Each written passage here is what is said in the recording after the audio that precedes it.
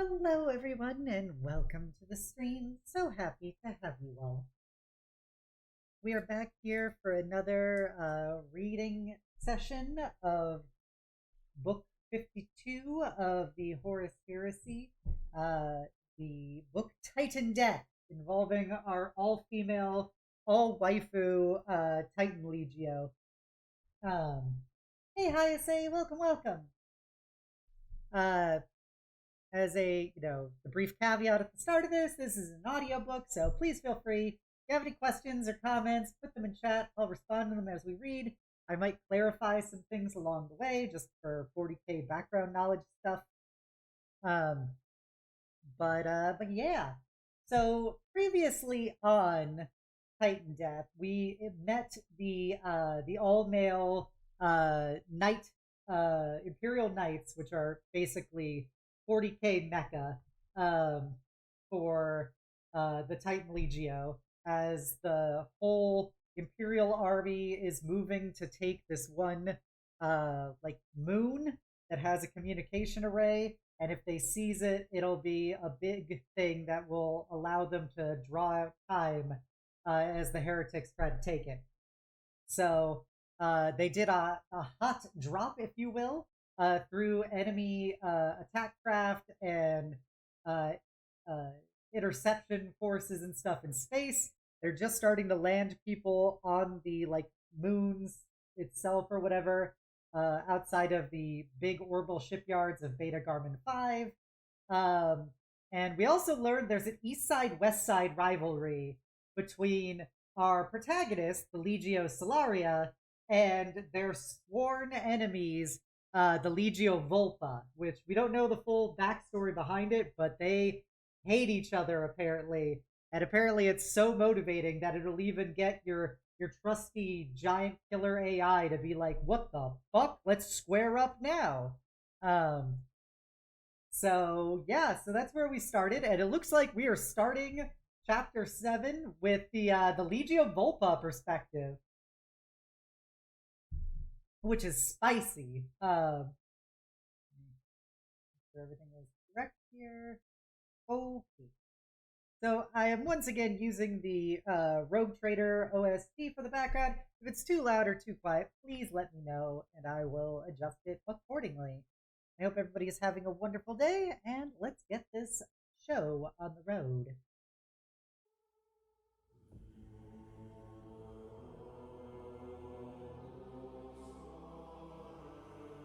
Okay.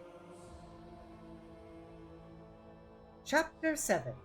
Legio Volpa Watts. Through the senses of the warlord Titan Nuntio Dolores, Terrant Hartek of the Legio Volpa tracked the incoming Imperial hunters. There were 12 dropships and 24 more single coffin craft, starting as a close-packed cloud of ships, splitting widely into two task forces. Beams of destructive light and sparkling ribbons of tracer fire followed them as they came sinking down. As they veered apart, their engines sent out 100-meter-long plumes of fire and gas. Just seem a little loud. I'm going to try to turn it down.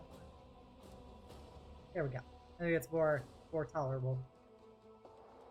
2/3 of them were heading for the moon's surface, but the rest were coming towards the habitation and processing wings. His position. The hunters are coming in strength, he thought. Excitement quickened his pulse. One of the dropships took dozens of hits. Fire trailed behind it, and it began to fall out of formation with its sister craft. Other weapons switched targets as the defense batteries of New Mechanicum held orbitals near the contested moon, saw its plight, and sought to bring it down. All of a sudden, the dropship was ensnared in a web of destruction. Spots of hot metal glowed on its hull, spread and gave, allowing the beams that created them to punch through and out of the other side in sprays of debris. The ship's engines guttered out, and it pitched on the side, trailing fire before coming apart several hundred kilometers over the surface of Iridium. Broken Titans spilled out, so huge they distorted the scale of the scene. Like mariners pitched from a fishing boat, Hertek's mouth twitched behind the large Bevor jutting up from his chest. Such a shame he could not fight them all and prove his Legio's superiority. But he didn't need tactical doctrine to tell him gunning down the enemy before they got to the field of battle was a sound plan. He was not alone in his attentiveness to the Imperial hunters. The Vox squalled in his ears, cutting into his union with Nuntio Dolores like a knife wound. Legio Furians 4th and 12th Maniples, offering support. Principe Majoris Hertech. Support declined, he said. He used his human voice. His jaw felt ridiculously small and distant from him. Momentarily shaken out of holy unity with his god engine by the tiger eyes communique, he saw he was two beings, not one. His human self felt like a cancer in the pure metal of his warlord. It sickened him to be reminded of his frailty. The hunters are ours. He paused. Furians Maniple 4. I demand usage of direct datapulse machine telepathy. Link from this point forward. He considered a small lie to save their pride, but honor dictated truth. The Vox is the tool of lesser beings. All hail the machine. All hail the god of war.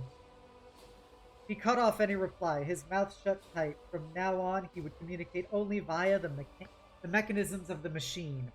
He was right. Nothing should distance him from the manifold.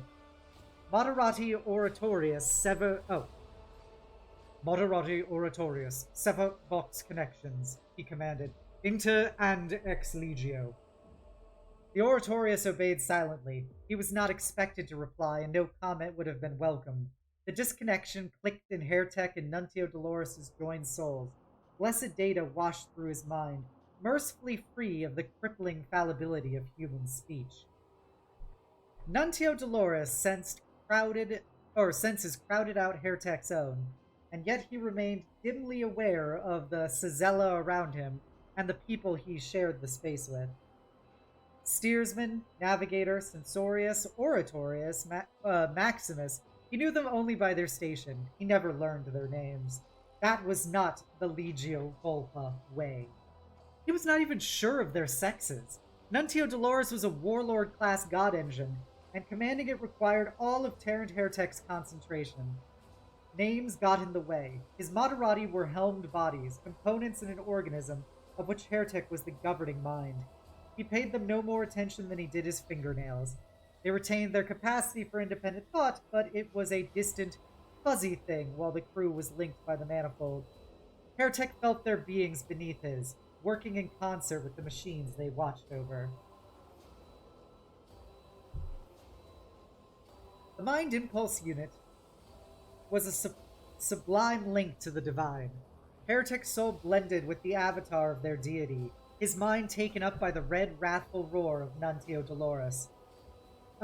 Dolores' fiery soul. It thrashed beneath him, yearning to be free of his command, although ironically it could do nothing without Hertech, bringing the realms of crude matter and motive force, or bridging the realms of crude matter and motive force. Hertech forced it to obey his will, reveling in his power as it fought fruitlessly back. To be immersed in a machine like Nuntio Dolores was to bathe in pure rage. I gotta wipe my glasses. Do you see my eyes flickering? It's because I'm having a lot of issues getting my glasses to settle into place properly with my headset.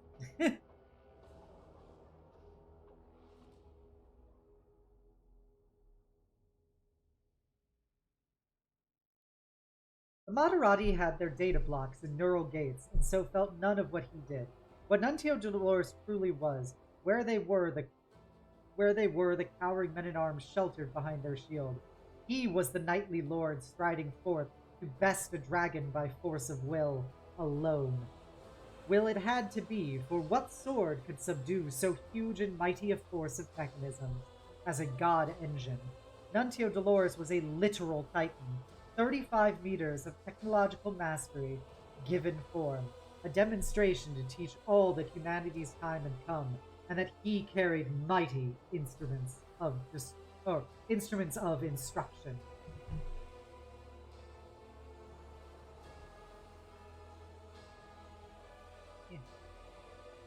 It is just all kinds of mess trying to get my hair and glasses correct with these headsets. Um, his left fist spat the wisdom of the ancients in columns of destructive light. For on that arm he carried a Bellicosa class volcano cannon, reckoned the finest of its classification in the galaxy. The tech priest said parameters of function were all the same among patterns of the same weapon designs, equating guns from Forge Worlds on opposite sides of the galaxy with one another. But they were lying. The holy men of the machines often lied to their Titan crews, Heretic thought. Nuntio Dolores' cannon was better than most, a 500 terawatt lance of pure fury. Nuntio Dolores' powerful plasma reactor could supply only limited shots to the Bellicosa before good function was compromised. It was a killing weapon made to deliver the coup de grace. His right hand seemed brutal by comparison to this rapier of light, an ursine claw wrought of plasteel and weighted with ferromite. Although it lacked the technological arts of the left weapon, it was no less deadly, and Heretic preferred its direct brutality over the Bellicosa's reach. An Ariok Power Claw was a weapon for close combat. Charged disruptor fields surrounded its armored fingers, and the back of the hand mounted a pair of mega bolters that fired explosive, self-propelled bullets as large as a man's torso. The gauntlet was made to rend the foe face to face. Heretic doubted the long-dead creator of the Titans saw the machines brawling in that way. They were purely firing platforms once, but melee was a form of war Heretic loved far more than the distant dueling of energy weapons. At close quarters he felt alive, the thrill of the metal crumpling beneath his giant fingers, the electric jag of atoms broken by disruptor fields. These things made his heart soar. He enjoyed most of all the moments when the Titans were pressed against each other, visor to visor, and he saw into the eyes of his rival Principe through the glass of the oculi. Such incredibly rare split seconds when his foes knew they were dead, and he saw it on their faces. There was no finer feeling than to witness another man realize he was beaten. Nuntio Dolores' destructive capabilities did not end with the fist. Upon its broad back it carried twinned Titan laser blasters, not so potent as the Bellicosa, but fired in concert their 6 barrels were devastating nonetheless, spitting out a hail of fire and far less energy hungry. Giant versions of the lasguns carried by lowly Imperial troopers. They could gouge up the earth into molten furrows, vaporize a heavy tank, or shake the roots of a hive city. The Titan thought about all of these things the same way Heretic did. Whether the thoughts originated in man or machine was not clear, but the composite being that they made when linked had a limitless appetite for destruction. Death it saw in myriad ways. The cogitators that housed its brutal soul endlessly playing out scenarios. The contemplation alone of destruction, or destruction's nature, had the Titan increase its pace and its eagerness to reach the drop site, at risk to itself. The only gravity upon the station exterior was that granted by mass, and even on such a huge construct as the shipyard, that was a paltry amount. Too much downward pressure at its strides, and Nuntio Dolores could launch itself into space, or stumble and break itself open upon the towers studding the yard, the cranes, lifters, docks, and transportation rigs that made the city of machines in the airless void. The warlord wanted to run. It hungered to engage with its estranged kin. Though Heretic shared the urge, he knew it for folly, and was fully occupied fighting Nuntio Dolores' desire to engage. His interface ports warmed in his skull, his mouth tasted of metal, and he could not tell if it was his own blood or a sensory phantom brought on by stress. He could not guide the Titan. He was so fully invested in keeping the warlord from overwhelming its crew. He was reliant on his steersman to keep the Titan's gait steady, and that angered him. He was Principe, and he was not in control. Nuntio Dolores' anger gave it the strength to contest his will. Shame nipped at the machine's spirit, goading it as it remembered a time when the engines of Legio Solaria stood against the will of Legio Vulpa. Something boomed off the Titan's greaves. Heretic spared enough of his consciousness to flick through the Titan's aspect feeds and see a broken crane spin end over end into the void. "Steady the machine!" he snarled. Nuntio Dolores' stride was thrown off by the low gravity. The Maserati steersman was struggling. All of them were. Graphs depicting neural feedback sprang across Heretic's internal vision space.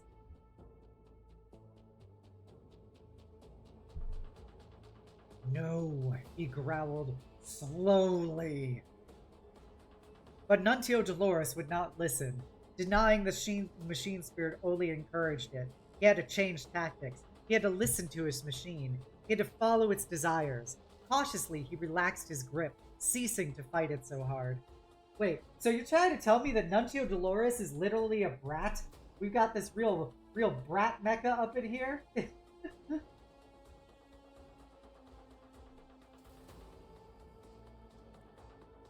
Manifold 7. Form up on Nuntio Dolores. Proceed to attack speed. 4 Titans made up the rest of his command. 4 replies were given. Manifold 7 was a standard Axiom configuration. The 3 warlords, Nuntio Dolores, Tenebris Vindicte, and Ultimate Sanction, with the 2 lighter reavers, Dust of Aegis and Ars Balis, to flank them. The Legio Solaria were coming in fast. Baka, I don't want to destroy our enemies with you anyway. Huh. Baka. Their dropships hit the metal of the dockyard at the limits of safe speed parameters. He felt the impact. 2 ships were already down, another incoming. Heretic's expression soured as the squadron of ships split again, and 3 more powered off for the moon's surface, denying him glory. The 6 dropships that had diverged earlier were heading off around the further side of the moon, to another section of the interlinked warren of zero-G manufactories and docks that caged it. A standard ruse, to divert attention from the main assault. He paid it no attention. They would either land where there was something to oppose them, or they would not.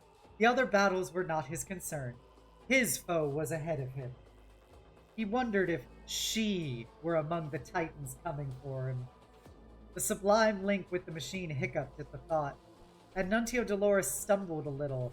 Heretic snarled at his weakness, added his anger to that of the Titan. Multiplied by its arcane technology, his fury roused the machine to move faster. He did not care. He did nothing to slow it. Queries from the other Principe intruded into his manifold space. Tosins admonished him, twitching graphical bars in his helm display, and in the space carved out of his imagination, slid into red fields. He shut them off.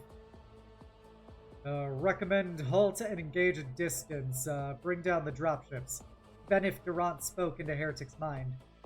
He was Shield Warden, the Maniple Second, and Master of Tenebris Vindicte.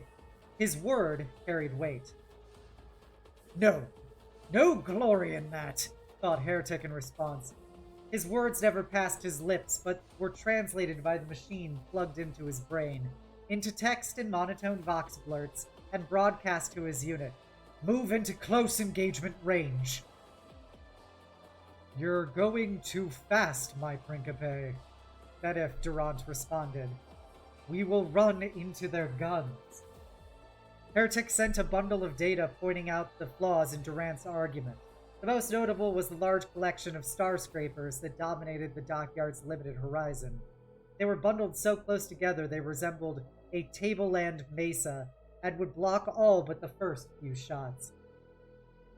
We will close fast enough before the enemy Legio spreads out into good firing positions. Heretic would not give the foe the dignity of their name. They are fast, Legio, but light. They lack heavy Titans in numbers to match ours. Our advantage lies at close range, where our greater strength will come to bear, and we shall be safe from the attention of their void ships. Durant felt quiet. The other Principe added nothing, either verbally or through the Maniple infosphere. He did have a point, thought Heretic. They could have held back. There was a case to be made for longer-range battle. Legio Solaria's fleet outgunned their own forces, and Maniple 7 were in danger of attracting their attention. The sky burst with the colorful explosions of raging combat. Terrence Hairtech did not want to play a shooting war. He agreed with his Titan's furious spirit. He thought again of grappling with the foe. His hand, Nuntio Dolores' Ariok Powerclaw, curled in anticipation of melee, rousing his heart and the Titan's reactor. He did wonder why the hunters had put down in the moon's subcomplex of orbitals and not all descended to the surface. Obviously, they wished to secure Iridium as a base of operations, but they did not have to do it by taking every last structure around it. Personally, he would have driven for the moon alone. Any foes that did not retreat from the orbitals could be safely knocked out of the sky from the ground. He calculated a loss of infrastructure of about 15% for near certain victory for the Legio Solaria. But the Imperial hunters did not fight that way. They were sentimental, too concerned with preventing deaths. They probably sought to preserve the civilians of the yards around the moon. They had always been weak. Form up behind me, or form up around me. I will be the point of the arrow, you the barbs. We will pierce their skin, and when they try to draw us out, we shall rip their flesh apart. There was something he saw, a blind spot. He called for assistance from Maniple 18. He could not find them, but they were close. With a second Maniple at his side, victory was certain. He snarled in frustration when the reply came, and he discovered where Maniple 18 were. The fools will ambush the ambushers, he said to himself. Never take on an enemy on his own terms. My Principe? Spoke the Primus. Never mind, he said into the Cizela cockpit. Inform Maniple 18 that we are moving on their position to aid in their retreat. Retreat, my Principe? They have made a bad decision. He slipped back into the manifold. Do it now. Confirmations winged their way through the Legio infosphere. Maniple 18's reply was predictably furious. But Hairtech was right. He was certain. Nuntio Dolores pulled ahead, heading right around the cluster of star scrapers. The Maniple stayed in close formation, a warlord and a reaver to either side of their leader. The entire exercise occurred in the eerie silence of the void, but inside the manifolds of every Titan, the crew's minds clamored for the coming fray. Chapter 8: Old Enemies. How do you think things are going to turn out for old Legio Volpa and Legio Solaria? You think that Volpa is as good as they seem to think they are? The real questions.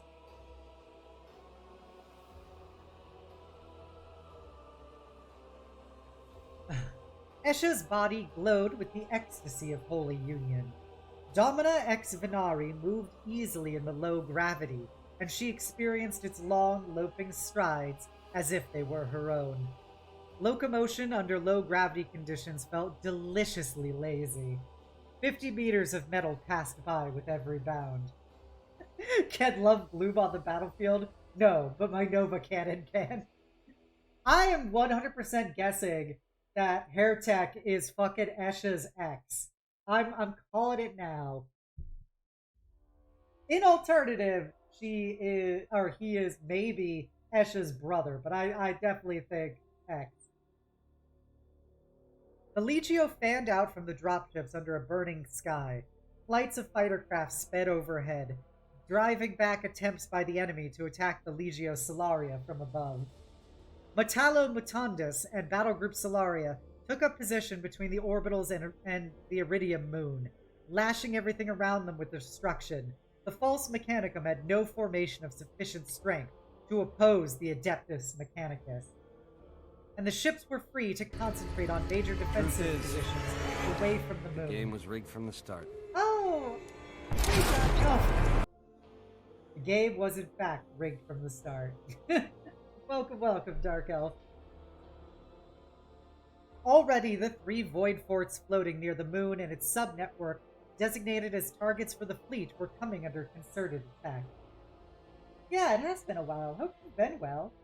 up to all kinds of military tomfoolery. We're reading about giant mecha battles in 30K. All women, like the all waifu Legio versus the all dude Legio. Cold, airless space was the field of battle. Scitarii, Thalaxii, and attached Legio Cybernetica battle automata were raining down on the orbitals around the moon. None were bound to aid the Imperial hunters on the surface. Their role was to take the fight inside, subvert the orbital systems, and if possible turn the guns of the great docks on the enemy. On the moon below, mixed formations led by god engines will be striking out to secure command and control centers. She anticipated these lesser wars would be done quickly. Iridium was mostly in Loyalist hands already. She could spare no thought for that now. On the outside of the docks and processing centers surrounding the moon was where her battle would be decided, engine to engine. Yeah, I know you're out of the military, but I thought you were a contractor now or something. But I could be wrong. Esha Ani Mohana reinforced Manipul. Esha Ani Mohana's reinforced Manipul adopted a hunting pattern that Pakmatries himself would have recognized. Warhound pack ranging in front, Reaver Huntress behind, ready to take down prey started by the hounds. 3rd, 10th, and 6th Manipuls adopted similar formations to either side of her, as their dropships came down, and they walked onto the field of battle in her wake. 2nd Manipul was first in the hierarchy, the others deferred to her. The orbital they fought on was the largest over Iridium, and was joined to its fellows by a mess of transit ways and structural supports. Gotcha, I got you, Dark Elf. It seemed, the purpose of this tangle of metal eluded her. It seemed overly complex for the orbital's role as shipyard and fuel store, counterproductive even. The Iridium subnetwork caging the moon was only a part of the giant lattice of steel, stone, adamantium, and energy bonds that orbited Theta Garmin 5. The network centered on the gas giant's equator, spreading farther north and south into the tropics. Further stations clustered around the poles and the planet's other moons. The docks were situated further out from the world. Much closer in was a second agglomeration of hydrogen processing decks, whose siphons descended deep into the upper atmosphere. Together they made a fat, broken belt of silver links. A shiver of premonition passed through her body and mind. A superstitious backworlder would recognize the feeling and make some gesture to ward off the evil eye. But this was wholly from the machine god. By primal feeling, she processed Domina X Venari's Auspex input to either side. To either side of her as their dropships came down, and they walked on the field of battle in her wake. 2nd Manipul... Wait, I already read this. Sorry. And this was a warning of incoming engines. There was, of course, a plethora of light-spun models for her to see on her helm display, and similar could be accessed mentally via the manifold, but visceral emotion was far more natural, far more right. She felt the enemy as arachnid feels her web move, or a felid hears the faint crackle of grass and knows instantly what prey has made it. She smelled the enemy on winds of data. This was Procon's gift to the Legio of Tigris.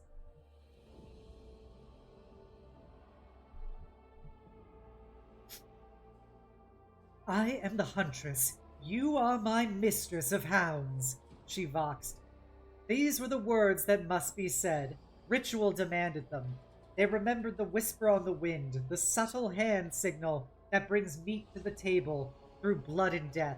She felt every mind in the Manipul intent on her across the Manipul infosphere.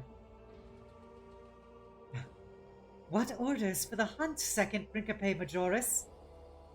Let's slip the dogs, she said. The similes of canine howls blared through her soul. She smiled indulgently. The ritual done, the business of engine war had to be attended to.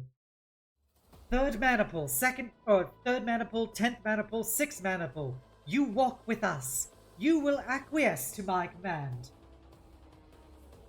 Aye, Third maniple names you Principe Signoris, spoke Akali Netra, the Principe Majoris of third. As does the sixth. And 10th, you are hunt leader. You are second maniple. You command, we shall follow. Set out the course of the hunt. Esha's gratitude touched their minds in reply. The election was another ritual. As commander of second maniple, she was the Great Mother's chosen representative. She had automatic right of command when on the field, but to the adepts of the machine god, ritual was important. Though the war cants, the bond between human and machine were forged. The division between she and Domina ex Venari closed a little more at this show of respect to their deity. The forces voted to her were 3 full-strength Venator configuration maniples. Along with her own reinforced group, it made for a total of 16 Warhounds and 5 Reavers. The disposition they should take was obvious. 5 engines, single maniple, axiom configuration. Coming in on bearing 135. The enemy will round the tower cluster ahead of us in 6 minutes 14 seconds. They threaten our major landing zone on this section of the orbital structure. Response: 4 packs, 4 hounds each, 3 wide, echelon right. 1 fall back to sweep wide right, single concentration hunter group. Backline inverse V. Long-range primary bombardment. Firing advance. Hounds to bring home the kill. Elude, encircle, obliterate. She spoke in a pulsing chant. She spoke the orders, but they were transmitted to her fellows as lightspeed cascades of data before she had finished speaking.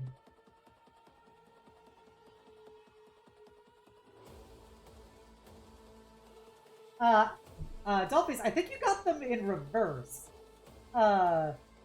It was, Solaria seems the very respectful of their traditions and ritualistic, while Legio Volpa is the let's fuck them up Legion. Yeah, Legio Solaria is our protagonist Legion. This is the Legio girl boss. Legio Volpa is the is the virgin dudes. You know, chaos has an effect on everyone, and they are likely feeling the residual taint of being a part of the heretic legions, and it makes them a little more angry. Hello, Yuzu. Welcome, welcome. How be you? Long time no see. You want a big Death Knight hug? Well, that could be arranged. Get your hugging utensils ready, everyone, because I'm coming in deep. In a 3, and a 2, and a burr. There you go. A big Death Knight hug from me to you. I hope you enjoyed it.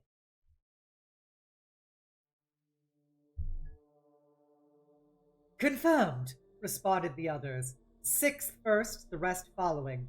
They understood the commands. The formations were second nature to the engines and their crews.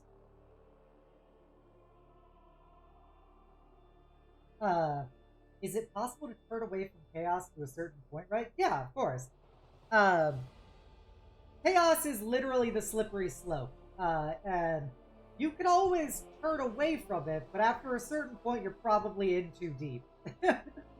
It's because it's like, it's not just a, like, oh yeah, I like following the bad guys. It literally corrupts your mind and soul. So you come to a certain point where there is no coming back from it, really. Which is partially where the Imperium does stuff like penitent engines and arco-flagellants and stuff. People who could be convicted heretics and traitors who basically get mind-slaved into death machines as a way of their own repentance for their sins against the God Emperor. But it's not like you do your time with that and then you're released back into active service. No, it's a one-way trip.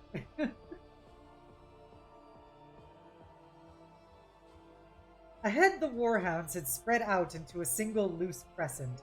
Artificial landscape ahead with the aim... Oh, sorry. A loose crescent. Their advanced Auspex suites pinging the complex artificial landscape ahead with the aim of flushing out the foe. At Esha's command, they changed configuration. The fan of hunting scout titans broke up by maniples and clumped into hollow box formations. Um, the Warhound packs from 3rd, 6th, and 10th maniples strung themselves out in an echelon right, with 3rd maniple in the lead. Second dropped back from the middle, swung about, and began to run for the end of the line in a long, steep curve.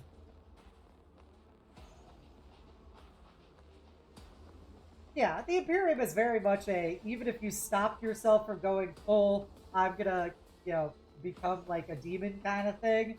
Uh, Generally, the Imperium does a shoot first, ask questions later approach, a quote unquote better safe than sorry, and they would rather just kill you than, go through the process of determining if there is an element of salvation warranted for you. The 3 Reavers of the other maniples increased speed. Domina Exfinari and Steel Huntress slowed to allow them to catch up. Steel Huntress and the Reaver Broadspear made up the tips of an inverted V.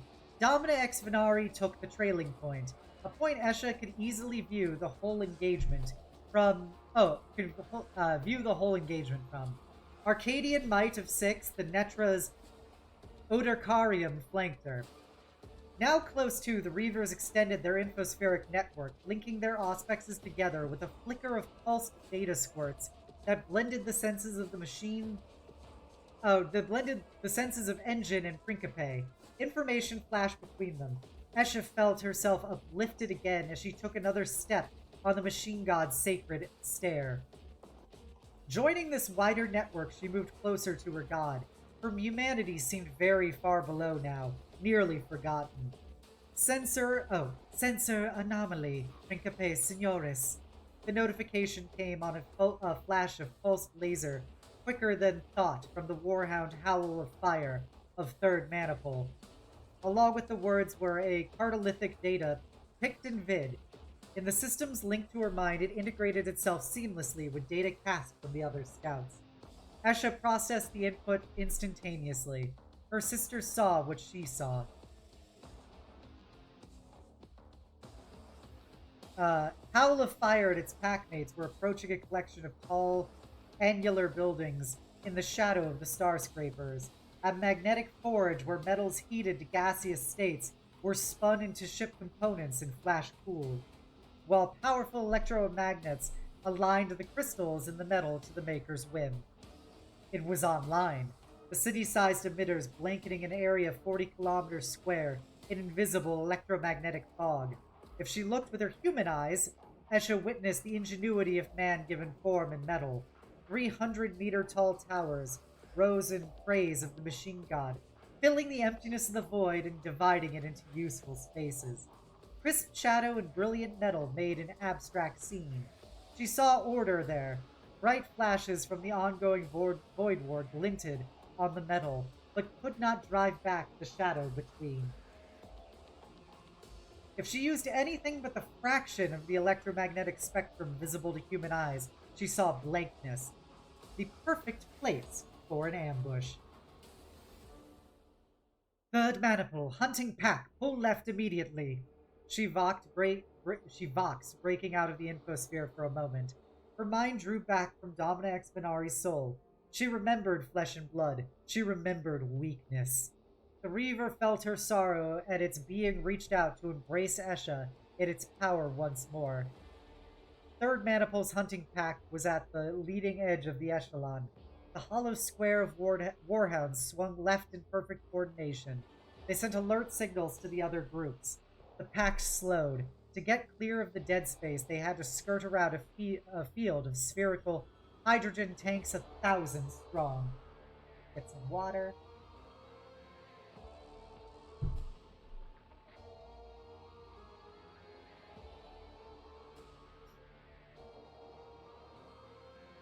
Warhounds slow, but continue.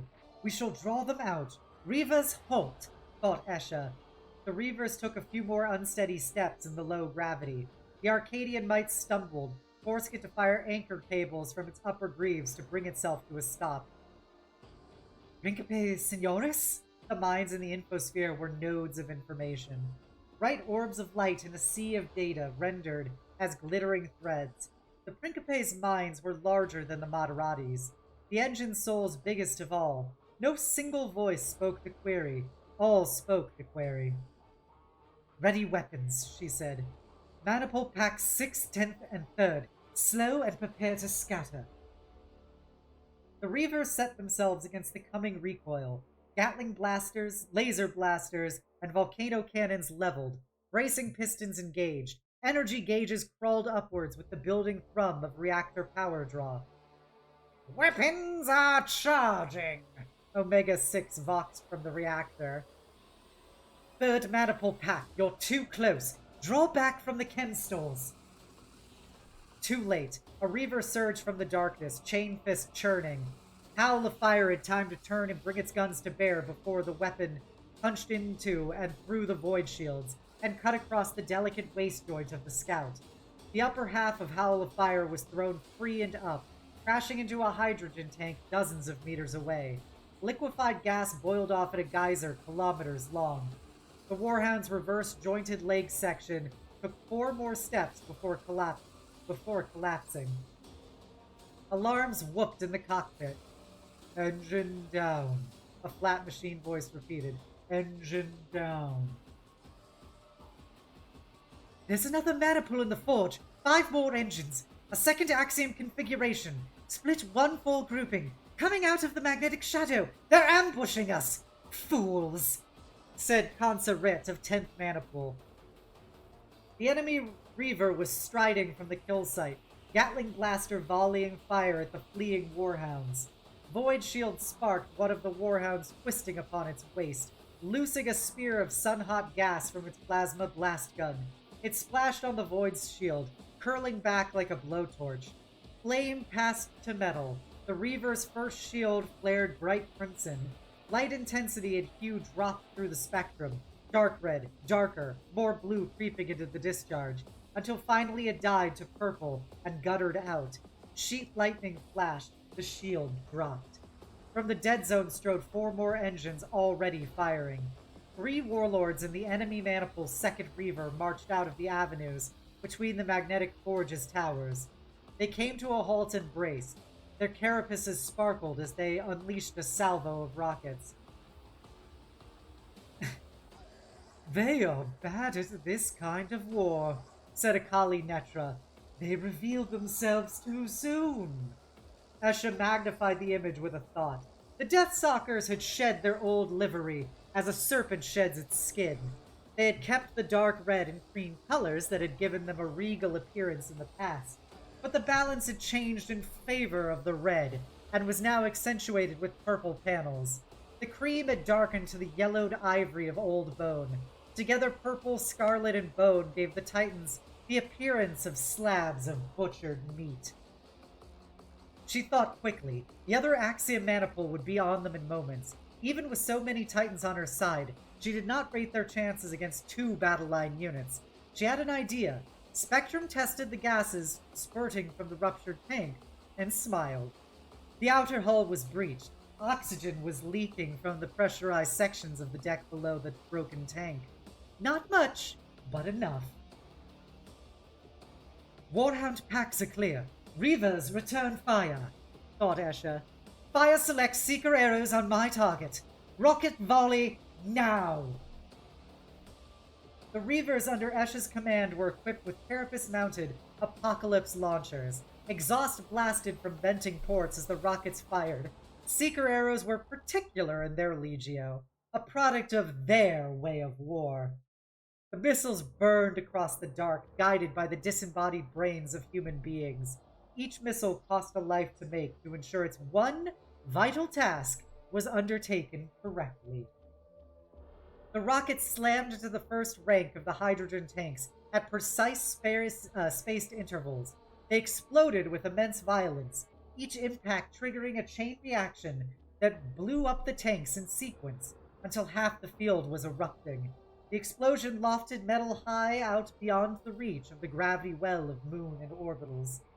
Fire rushed out, forcing attack craft to take evasive action. The enemy Reaver was engulfed by the storm of metal and flame. When it rolled back, extinguished by the void, the Reaver was down. void shields offline and struggling to stand. Its chain fist tip skidded on the structure beneath it as it attempted to force itself upright. Where the hydrogen tanks had been was a mass of twisted metal. The area of devastation was broad, and it opened up an even larger section of the dock's pressurized decks to the open void.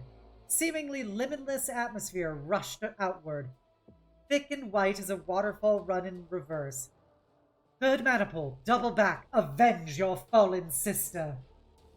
The warhounds obeyed eagerly, wheeling about to strafe the fallen engine with Vulcan megabolter fire and lashes of incandescent plasma.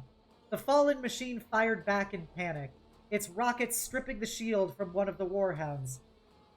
The Reaver's maniple mates were quick to target the naked scout, and a hit from a volcano cannon tore off the warhound's blast gun.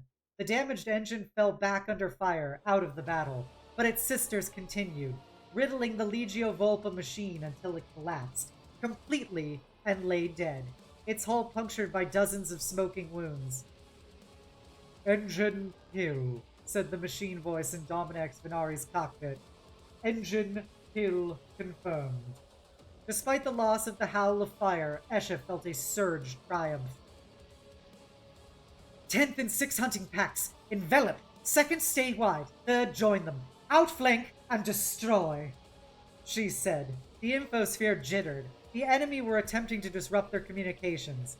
Tech priests aboard the Metallo Montandus and the Legio strategic staff on the Tantamon and Artemisia would be attempting to do the same to the Deathstalkers. Broken communications destroyed the effectiveness of a Legio. Comms disruption was an old trick, and easily countered, but like a customary greeting, it had to be carried out. "Reavers, target enemy maniple! Fire on my command!" She checked the position of the second enemy maniple coming around the tower cluster. They would round it at a position well wide of the blind spot and hydrogen firestorm. They'd be easy to hit. Conversely, so would her Reavers. The field was roughly even, 14 Warhounds, 5 Reavers, against 6 Warlords and 3 Reavers. The Legio Solaria had the numbers, but the power disparity between the Scout Titan and an engine like a Warlord more than made up for it. Legio Volpa would outmatch them if they were allowed to join their maniples. If she allowed them. The enemy maniple were standing steady in the magnetic forge complex, trusting to the confusion of emanations to spoil their foe's aim. Their void shields were as close to each other as they could be, forming a wall of energy, and they were firing every weapon they had at Esha's group of Reavers. Stripes of coherent light blasted across the space between them. In space, volcano cannons were even deadlier than planetside, suffering no refractive weakening from the atmosphere. Domina X Venari took a solid hit. Alarms wailed, sparks fountained from an energy buffer as the first shield went down violently. More shots came streaming in from the carapace laser blasters of 2 warlords. The first void shield lasted precisely a third of a second. Esha logged that. That was too fast. All across her group, voids were sparking, coming down. In moments they would be suffering real damage. She waited to fire back. Legio Volpa were aggressive. If they thought their enemy were helpless, they would neglect their own defense. Alright, Tyrus, thank you for coming by. You can always watch the other episodes on my YouTube, where they're all uploaded. "They do not think we can hit them," she thought to her comrades. "We shall prove them wrong." 10th and 6th maniples were running obliquely through the storm of atmosphere blasting up through the ruptured skin of the docks. Though obscured, targeting data streamed in from the scouts. The linked minds of engine, servitor, and crew digested it effortlessly, turning half-obscured picked glimpses into solid firing solutions. Enhanced targeting images shone in her mind's eye. Domina X Venari shifted, already bringing its weapons to bear. By now, the Deathstalkers would have slaved their reactors to their weapon systems for maximum destruction, neglecting their shields. They knew no other way.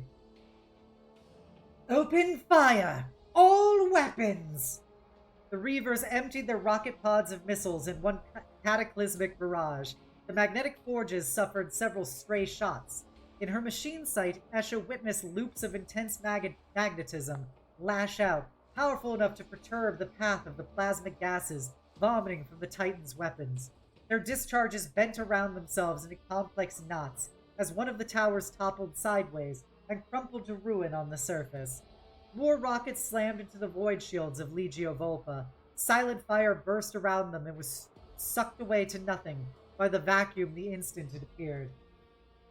Chimes informed the crew that the enemy were shedding their energy protection under the fury of the attack and were slow to replenish it. The notifications were not needed. Esha felt it as a prickling under her skin.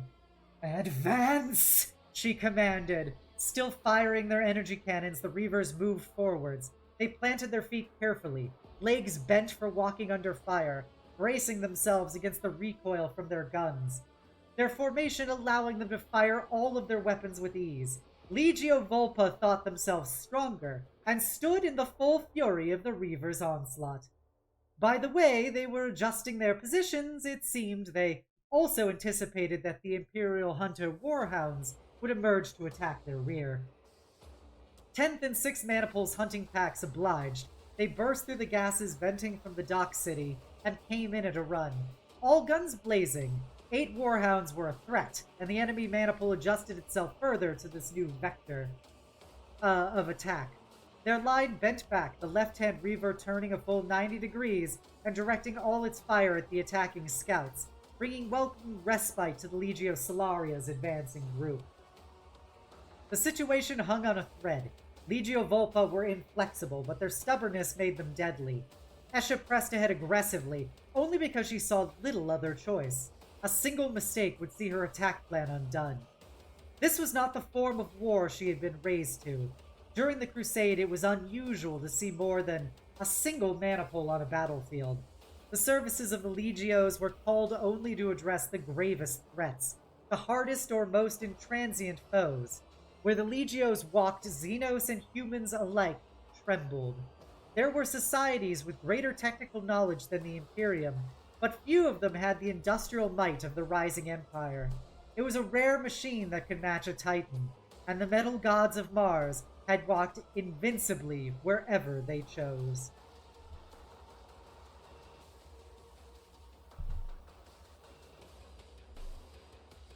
Kelber Hall was the fabricator general of the Mechanicum who went traitor to the Horus. Horus and Kelbor Hall had changed that. When the fabricator general took the cause of the War Master, more than half the Titan Legios had followed him into the madness of betrayal. Now Titans fought Titans, and the effects were devastating. Nothing could have prepared Esha for war like this. In the distant days of the Age of Strife, when the forges of Mars tussled for dominance, when the Titans had traded blows. But all was done to a strict code of war. There were no such restraint in this conflict. 30 Titans were involved in this battle, and it was reckoned a skirmish by the standards of the day. One of the charging warhounds went down in flaming pieces that scattered among the legs of its packmates and threatened to trip them. The others pounded on, twisting their torsos about to fire as they raced past the enemy Manipul. The enemy Titans paced around, keeping their votable rears out of the warhounds' weapons arcs while raking their assailants with return fire. But the warhounds were fleet and ran past out of danger before circling back for another strafing run.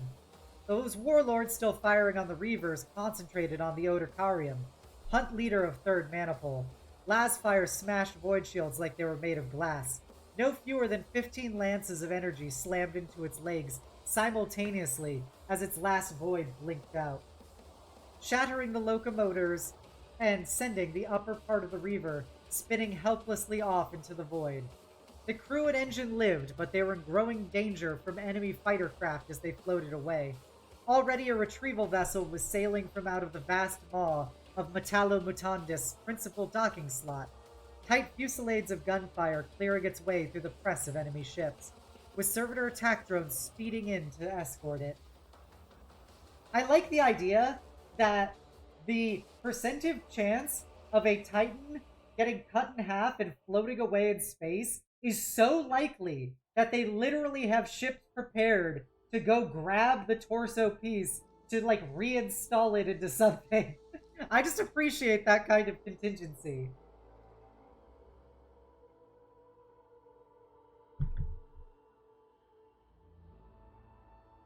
Each felt all this information in multiple ways, but she cared only for her targets. Concerted fire from her reavers hammered down the voids of a warlord. More cut into its carapace. An explosion ripped through the top of its hull, and the right arm fell slack in its mounting. The triumphant shrills of Domina X Venari's autosenses predicted imminent reactor failure. It limped backwards. Seeing their position compromised, the others formed up around their wounded comrade and began to fall back to meet with an approaching maniple. Now that more fire was directed at the scouts, 2 more warhounds were crippled, forcing their withdrawal. One tripped as it fled, its legs shattered. The other sprinted free, dragging its broken inferno cannon behind it. "We have them," voxed Esha to her demi-legio. "Push forward! Do not allow them to link up with the second enemy maniple. Third and second packs, your time is now!" The enemy fell back right into the paths of second and third maniples' hunting packs. They came stealthily from opposite diagonals, second emerging round the last of the magnetic forges as the enemy maniple entered the main avenue, leading through the complex. It was a risk. Timed wrongly, they would have been wide open to the fire of a coming enemy, but they timed it to perfection. Hails of bolter fire raked the rear of the leftmost warhound, leaving rippling splashes on its voids as the rounds were shunted into the warp. With so much warp tech active, the fabric of space itself seemed to ripple, and the combatants danced like reels of vid flimsy projected onto a sheet stirred by a draft. Esha's reavers were now close enough to read the nameplates of their foes and see the grisly trophies adorning them. Along the pediments of the grand carapaces were set hundreds of spikes, each fixed with a skull. "Target Warlord Omnia Sangui," Esha ordered. The reavers paused, reoriented, and let fly in unison. Omnia Sangui's shields came down with blinding flashes. The warhounds ranged at the end of the avenue, riddled its back with Vulcan fire. It tried to turn to present the heavier armor of its front to the scouts, but its mighty guns caught on one of the giant forge towers. Bolt rounds firing 10,000 a minute chewed metal to pieces as it tried to drag its limbs free. "Warning, warning, enemy reactor collapse imminent," spoke the machine voice of the cockpit. Esha felt it like a growing heat, a sun rising. "Fall back!" The Legio Solaria reavers came to a slow halt, locomotor units shuddering. They reversed course. The warhounds scattered like dogs chased from a carcass. "Faster!" Esha shouted aloud. "Warhounds, divert all power to the locomotor units! Weapons offline! Run!" The reavers walked backwards as quickly as they could. The rising scream of an alarm sang out the collapse of the enemy reactor. The maniple kin were moving fast to get clear, plasma gushing from holes all over Omnia Sangui's back bent around the lines of magnetic force emanating from the forge. It was a glorious sight to see, a living idol of the machine god wreathed in holy fire. The Titan slammed a fist into the side of a foundry tower and pushed itself backwards, the head ejected from the body, taking the Principe and primary Moderati to safety. The rest were left to die. "Critical, critical, engine death imminent," said the Cizella voice. The warlord cracked open like an egg hatching a star. A hemisphere of silent light rushed across the surface, engulfing the towers of the magnetic foundry to half their height. An area a kilometer across was vaporized in an instant. A moment later, a second explosion burst upwards as the warlord damaged earlier detonated. Blinding light rushed over the reavers' void shields. Light faded. Dominex Venari's engine eyes recovered before Esha's human sight. "2 warlords and a reaver down for a handful of warhounds. A good tally, Principe, Signoris," said Duranafal. "My respect to you." "It's not over yet," Esha replied. "Second, enemy maniple incoming." The foundry was a wreck. The enemy maniple was falling back as fast as they could, pursued by the warhounds, but the second enemy's maniple's energy signatures were dangerously close. "Hunting packs, return!" Esha ordered. The other enemy maniple finally rounded the mass of star scrapers at the center of the battlefield. They were arrayed for maximum fire spread and opened up as soon as they came into range. There was a warlord at the center which Esha recognized, even at 10 kilometers distance. Nuntio Dolores. It's him. The Butcher of Bifix! A warhound of 6 maniple took a dozen direct hits and collapsed to the steel ground. "Fall back now," she commanded again. "Get me range on Nuntio Dolores! Priority target! Bring it down!" That's it. No more. All ammunition depleted in Apocalypse Launcher. Voxed Nephanen. Esha knew this, as she felt the voided missile slots as painfully as empty belly. "Sun Fury and Las Blaster! Prepare to fire!" She shouted. Her agitation pulled her out of the manifold. Dominic's Venari's movements lost their smoothness. "Plasma reactor is undergoing emergency venting. Principe, we have less than 20% capacity at this time. Barely enough to power the locomotor units." Omega-6 voxed from the reactor. "Why?" she spat. "Void shield regeneration," responded Omega-6. "Esha, we have multiple target locks," said Yaha. "Heretic savages are powering up the volcano cannon. You know he will target you. We have limited opportunity to get out of the fire line." She swore loudly, pulling her further out of true union. "Take us away. Now, get us behind cover." "As you command, mistress."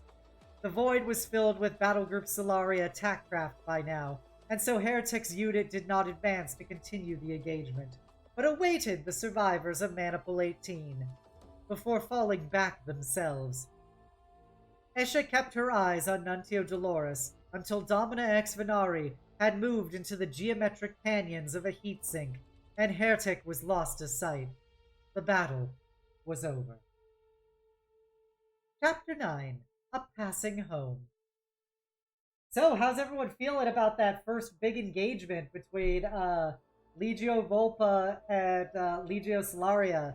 Solaria pulling a classic bamboozle, even though fucking Volpa was head and shoulders bigger firepower. They let themselves get real bamboozled. Because they lost a Reaver and 2 Warlords, which means they had like 1 Warlord and 2 Reavers left out of that engagement, while Solaria lost, I think it was like 5 Warhounds and 1 Reaver taken out of action.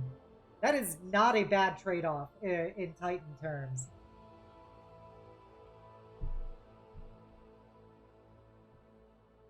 Getting some water. Not my reading.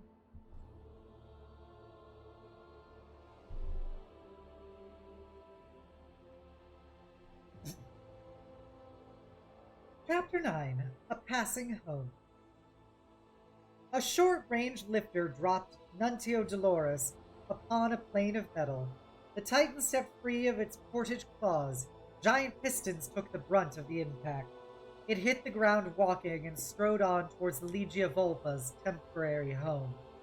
The Deathstalkers had taken over the Gardamon Hub, a hive-sized construction facility and once sovereign domain within the greater Theta Garmin 5 shipyards. Oh no, I think Although it comprised hundreds of interlinked docks and manufactoria, the main body of the hub was a number of cylindrical void units clustered upon a long axis mast 30 kilometers from top to bottom, and encircled about the middle by a broad habitation ring, 20 kilometers across. The ring carried a city of some 100,000 souls. Each of the cylinders housed extensive dockyard facilities. Most of those still in working order were producing material for the War Master's armies, but those at the center where the medial ring was joined to the station axis by 100 soaring bridges were now the domain of Legio Volpa. Nuntio Dolores paced a broad road delineated by slit lumens that cut across the top of the ring city. Gardeman Hub had taken heavy damage during capture, and the city had borne the brunt of the destruction. Many of its pinnacles were hollowed out. The exterior was riddled with holes. Whole section of hull plating were peeled back, opening the spaces beneath to the vacuum, and the road ahead of Nuntio Dolores was broken by a wide fissure. The lattice of voided deck beneath the armored skin glinted like bones in a charnel pit. It was a trap for anything less than a god machine. But Hertek drove the Titan onwards, and Nuntio Dolores strode over the chasm as easily as a man might cross a crack in the path. Hertek fulminated silently within the manifold, his smoldering anger fed by Nuntio Dolores' facsimile of rage. The Imperial hunters had iridium. Heretics had been among the last Titans retrieved. A dozen kilometers away, a whole maniple walked towards another berth, lined up like a family of beasts riding some alien savannah. The distance and the setting made them look small, while accentuating the sheer size of the Gardeman hub. But although they seemed like crawling insects, they moved quickly, and were soon lost to Nuntio Dolores' sight. There was little life left in the city. Horus's legions had no interest in repairing the harm they had caused. They deployed what was still functioning to resupply, but it was a short-term use. The ruined factories had burned out habitation zones would remain as they were, perhaps forever, thought Hertek. If this was the Great Crusade, teams would already be surveying the area, waiting for the moment the enemy was vanquished to enact their repairs and improvements in order to demonstrate to the people the beneficence of the Emperor. Terrant Hertek doubted a great deal if times like that would come again. When Horus won, the new Imperium would be a very different one to the Emperor's. Once, maybe, that would have bothered him. But Hertek had realized some time ago that he did not care. His Legio was an agent of destruction. For too long they had been held back from their purpose by ideologues and empire builders. To see such places broken for their defiance gratified him. Nuntio Dolores reacted to his thoughts with an approving spike of reactor activity. An indignant message came moments later from the engine seer Clade, responsible for the war machine's heart, urging Hertek to more responsible emoting. Hertek ignored it. The Titan reached the bottom of one of the bridges linking the ravaged city with the shipyards. Arching high over the ring of blackness, for nothing other than aesthetic reasons, it allowed views of the city, the yards and the other bridges. Tall lumen poles warded traffic away from the edges, but there was nothing upon it but the warlord now. It strode on, towering over the poles, its feet crushing the barriers dividing the road into lanes. The bridge began its downward journey to the shipyard hub, and presently Nuntio Dolores stepped out onto the flared collar that encircled the midpoint of the tower docks where the road went into sealed tubes. In a station by the road, a clutch of trams were laid up. The workers they had carried from the city to the docks, either enslaved at their workplaces or dead. Nuntio Dolores stepped onto the crystal flex ceiling with malicious intent, crushing it into glittering powder and flattening the tram. Hertek laughed darkly. His steerman moved to correct the Titan's path. No, Hertek thought. Let Nuntio Dolores take his pleasure. He is as frustrated as we are. The collar around the shipyards was narrow. The Titan clambered up over service conduits and repellers intended to help convey ship hulls from door to dock as they were moved to different yard sections. The Gardeman's hub areas were highly specialized. One part made engines, another shields, another inertial field tuning, and so on. The work of making a void ship was so complex and immense, even the hub only produced a few of the millions of components required for a finished vessel. Segments were assembled and launched to be towed elsewhere for further work. Before the War Master had come, each area had been ruled by specialized shipwright clans, only part controlled by the Mechanicum. They had a reputation for bickering, before order had been fatally imposed. Now things ran a little more smoothly. Hey, Alistair, welcome, welcome! You missed our first big battle between Legio Volpa and Legio Solaria. Legio Volpa walked into an ambush that they tried to ambush or either the way it phrases Legio Solaria ambushed some ambushers and lost like 5 Warhound Titans and a Reaver Titan, but they killed 2 Warlord Titans and a Reaver Titan, so pretty good exchange overall. I hope you're doing well, Alistair. Nuntio Dolores approached the dockyard designated for its manifold. Frozen gas broke from interlocking teeth as the immense doors opened into a space as harshly lit as the surface of an airless moon. Yeah, that's technically like, yep, losing 5 pawns to take 2 bishops. Pretty accurate. Bring us into the atmosphere dock, Heretic commanded, retreating from the manifold now. Battle was behind him. As you so command, Principe. Secutorii Auxilia, protected by void-hardened augmetics, patrolled the decks of the dock. Machine eyes glowed a baleful red from every gantry and companionway. The marks of the new Mechanicum were emblazoned everywhere. Months had been put into the capture of the facility, in preparation for the final taking of Theta Garmin 5. The pressurized atmosphere docks were one of the few spaces upon Theta Garmin's orbital arrays big enough to accommodate Titans, and only in a few rare places, like Gardaman, were there enough of them to house a demi-legio. All the Legio Volpa god engines present at Theta Garmin occupied the center of the hub, along with their thousands of support troops and staff.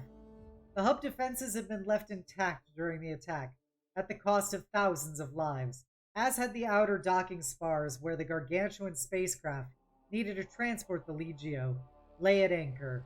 Every army needed a camp. A Titan Legio was no different, although planning for its accommodation required a little more forethought than most. Nuntio Dolores walked along a road painted recently upon the deck plating. Bare metal gleamed in the light of arc lumens, where spacecraft constructed equipment had been cut out to make room for the god machines. Although immense with all their mechanisms in place, the atmosphere docks would have been too cramped for the god machines to move. 4 engines stood already in the rearming bays, set up along the edges of the refashioned facility. Repair drones and Mechanicum teams were at work all over them. A rail-mounted crane dragging a piece of armor 6 meters wide along the ceiling towards the Reaver Dust of Ages. It had attracted fire from the enemy fleet and taken damage to its left arm as the maniple withdrew. The damaged section had been removed, and a new shoulder joint already fitted. The broken remains of its arm lay on the flat bed of a Magna hauler by its feet, ready to be taken away for scrap. The Magi are working fast. We're expected to re-enter the fray soon, said Heretic to himself. Although, through Nuntio Dolores' staring eyes, he looked upon a world of silent industry. The dock had yet to refill with atmosphere. Docking station 100... I'm gonna guess that's still him. Docking station 100 meters in closing. Moderati Oratorius, announce our battle tally to Legio Command. Moderati Steersman, begin maneuvers, bring us in. Heretic lived for battle and had no patience for the tedious task of matching the Titan to its service cradle, so he left it to his crew to move the giant machine into position. A series of tiny steps and minute course adjustments saw the machine edge its way into the berth. Forced to move in such close confines and so close a degree of accuracy, Nuntio Dolores lost its warrior's grace and became a clumsy, juddering piece of heavy machinery. Heretic let his consciousness slip out of the warlord's mental clasp, far enough that the input of his natural senses overwrote the impressions flooding his mind from the Titan's auto-senses and augury units. He was stiff. His mortal body had not moved until he communed with the machine. Had not moved while he communed with the machine. When he blinked, he was surprised at the movement in his face. The unnatural feeling of the flesh passed. The memory of the engine's numb metal body, which had seemed far more real than the one he'd been born with, faded away. Even after all this time, his bond with Nuntio Dolores felt fanciful when he was not connected to the MIU, like a pharmacologically induced dream. I have some water.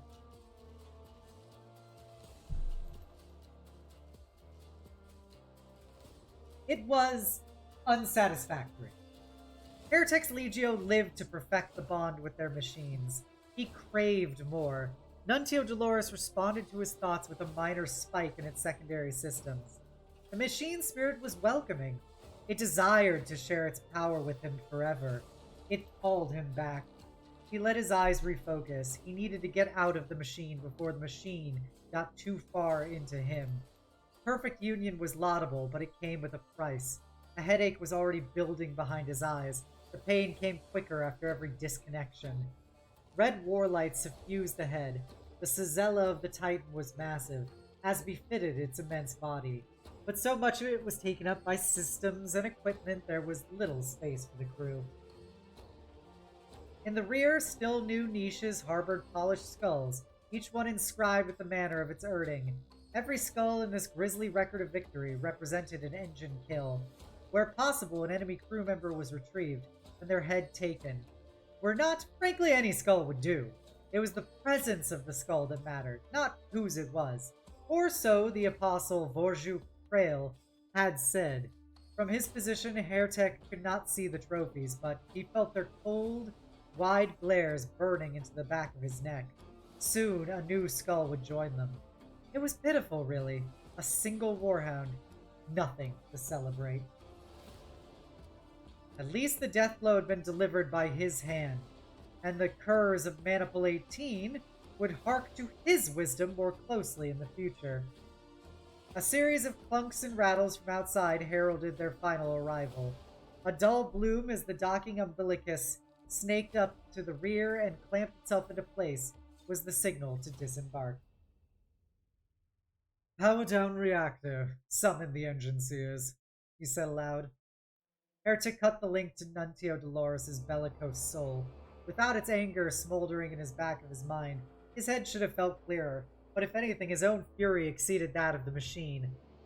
By the time he had unclasped the heavy helmet from his tall, armored Bevor, he was seething. He was not entirely sure why. Rest, feed," he commanded his crew. "There'll be no days of idleness to come." He dipped and hit 2 fingers into a flask of blood by his command chair, and dragged them across his face, marking himself with the sign of a recent kill. He flicked more over his crews. "Honor, glory, you did well today. If you see my anger, fear not. Blame Maniple 18's recklessness." They saluted but did not respond. No doubt they counted themselves lucky. Heretic's punishments were growing harsher. So clearly, Legio Volpa is really embracing their Ford arc right now. As was his right, Heretic departed the head first, proceeding through his flexible metal neck. Down cramped stairs past the reactor chamber and out to the access portal in the back. The gates ground open at his approach, splitting down the middle of the grim opus machina, adorning the door's inner face, and revealing the extendable plastic corridor that connected the machine to the dock's interior. In the passage, a small escort of 4 augmentati stood to attention, their multiple enhancements allowing them to maintain an immobility that an unaltered human could not mimic. Upon their shoulder plates and helms were the badges of the Legio, and their long coats were the same red, bone, and bruised purple of the Titans. They were Legio Volpa's property, flesh and steel, entirely separate from the hordes of tech thralls and half-men who served the wider new Mechanicum. Between them, Heretic's servant, Cassin, waited for him, a half-smile on his face. His uniform was immaculate, too clean in the grubby confines of the umbilicus. It was almost an insult to Heretic's post-battle dishevelment. Cassin saluted and held out a warm, damp towel to his master. Heretic snatched it from the smaller man's hand and wiped the grime of combat from his face and hair. The towel came away black with oil and sweat, smeared with red from his victory stripes. In the light, Heretic appeared ghoulish. Once he had been a handsome man, but he had changed. His face was gaunt. Aquiline cheekbones had become razors, pressing against his skin from beneath. So hard it looked like they were about to part it. His thick black hair had started to fall out in clumps. He was too vain to shave it off, but brushed it over the bald spots. It fooled no one, least of all himself. Deep purple bruising, almost as dark as the colors of his Titan, surrounded his eyes, and his eyelids were inflamed. Only his eyes were as they had been, a blue so deep they were almost as dark as lapis. He had been complimented on them by more women than he could remember. They alone remained beautiful. I like the idea of this Titan Principe with his fucking bad comb-over job. What a personality trait. Bad comb-over mecha pilot. I'm gonna take a little sippy sip of some water.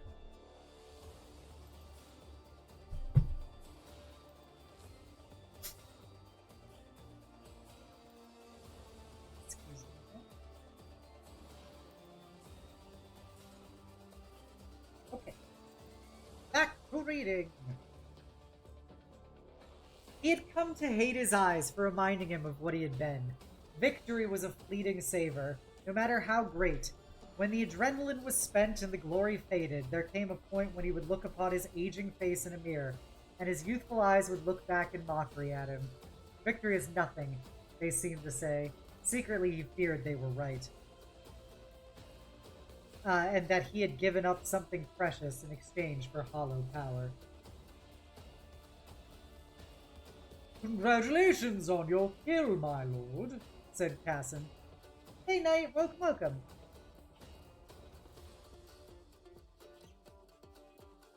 Heretic threw the towel back at him. The man was too impertinent by half. There was a half-smile underneath everything he said. Heretic's snarling words echoed behind the Bevor hiding his mouth. "A warhound, nothing, not even a reaver. I want a warlord or a nemesis. What honor is there in besting so feeble an engine? We lost Cason. The hunters have Iridium.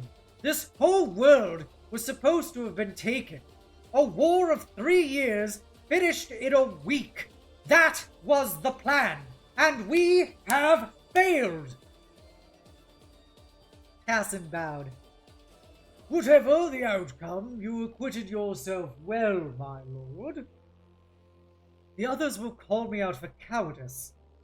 Mark my words."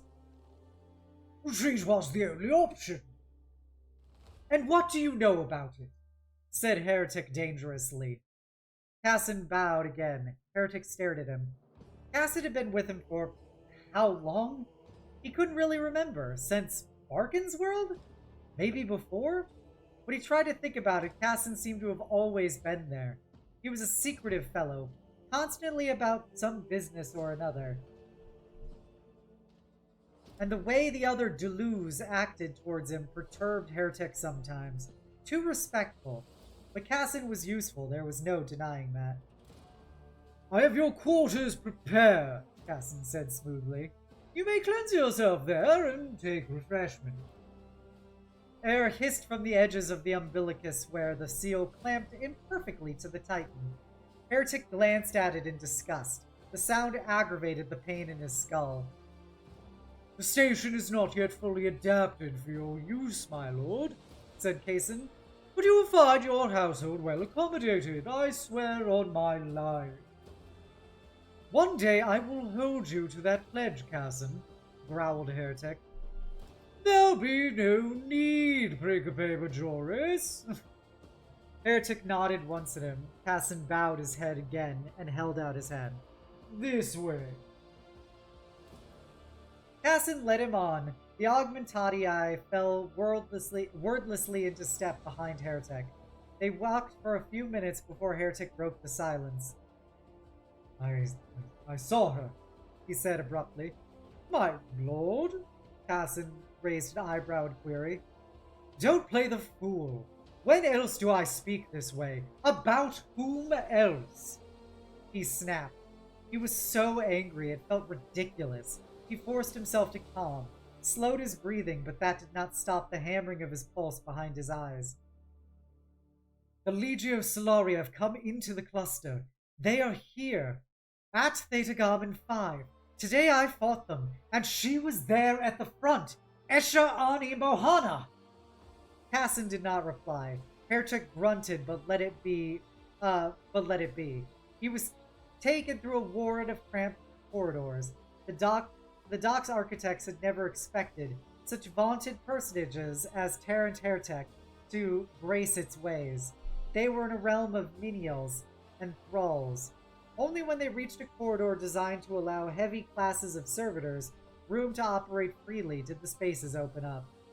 Nowhere was the complex anything other than utilitarian. Everything was painted a sickly green.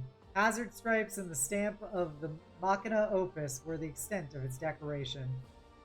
Casson took him from the supply corridor back into the tighter spaces of the dock. It took an amount of careful movement for Heretic not to launch himself into the low ceilings in the minimal gravity, reminding him of Nuntio Dolores walking in the void. The memory sparked an urge in him to join the Titan again. My terror. Life gets more dismal with every damn engagement, said Heretic, ducking through a door, designed in the most primitive way to remain airtight in the case of hull breach. A small lip sill provided space for a rubber seal that ran all around the door, allowing it to be dogged shut against atmospheric leaks with a manual lever. With this inflexible metal collar clamped around his neck, Heretic struggled to get through. This is a shortcut, my lord. We will soon be there. No sooner had Casson spoke than they emerged into an area more conducive to easy movement. The corridor there was white, with rough steel floors painted red. Casson stopped and gestured at one of several thick doors set into the wall. This one was sufficiently sized to walk through without difficulty, and servitor-operated. A machine monotone announced Heretic's rank and name as he approached, and the door rolled back into the wall. Not bad, Kazan, Heretic said as he took in the room. It was no palace, but the quarters were large, enough for a few items of furniture, and a separate ablatorial off to the left. Payson had hung Heretic's trophy flag upon the wall, a patchwork of small squares stitched together, each one taken from the banners of a Titan slain by his maniple. This was his custom before the skull rack was installed in Nuntio Dolores, and he preferred it. Food was laid out on the table, some of it was even fresh. Fruit and vegetables rested among the cubes of reconstituted nutrient and synth meat. Not bad at all, Heretic stepped into the room. He turned around, barring his servant's way as he was about to follow.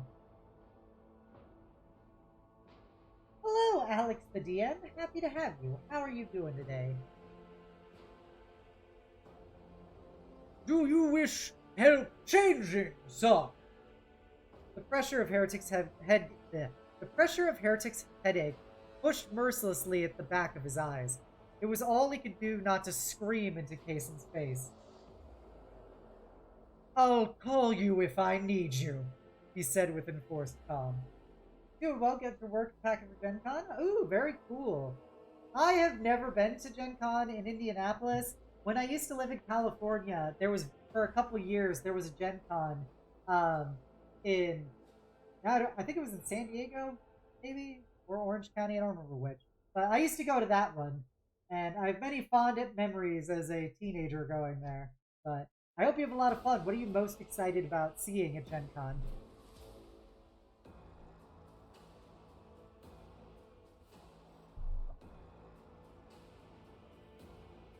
As you wish. Payson departed. Two of the Augmentati took sentry outside the door. The others turned smartly about the... Sorry, I lost my train of thought. The others turned smartly about and marched away without any form of acknowledgement. Heretic rested his head against the cool metal of the station until the clang of their feet had receded into the distance. A servant bustled past. His questioning sidelong glance gave Heretic the energy to retreat fully into his new quarters. Heretic keyed the door shut and hung his head. Ooh, running some TTRPG stuff and picking up some Malifaux minis. I don't know what Malifaux is. I think Trench Crusade is going to be there, which is cool. I love Trench Crusade. I have lots of Trench Crusade stuff. I just think it's the coolest thing ever. Also, I think I know at least one writer who will be there. He works for Steamforged Games. I only know him by his... Oh, no, actually, I do know his name. His name's Matt Getz. And he does the Iron Kingdom stuff. So, if you see him there, tell him Obsidia says hi. You can tell him Obsidia says hi. I'm one of the playtesters for the Iron Kingdom's tabletop RPG for 5e. Oh, cool. You're running the same circles as Matt. Easy peasy, then. You can definitely tell Matt I said hi. I'm always in his DMs. I used to play War Machine many moons ago. I was a Signar player through and through. Ooh, weird horror western minigame. As a firm supporter of Deadlands for my entire like RPG life, the idea of horror western is something very close to my heart. I'm currently playing in a Deadlands campaign as a very wacky Watley Blood Mage.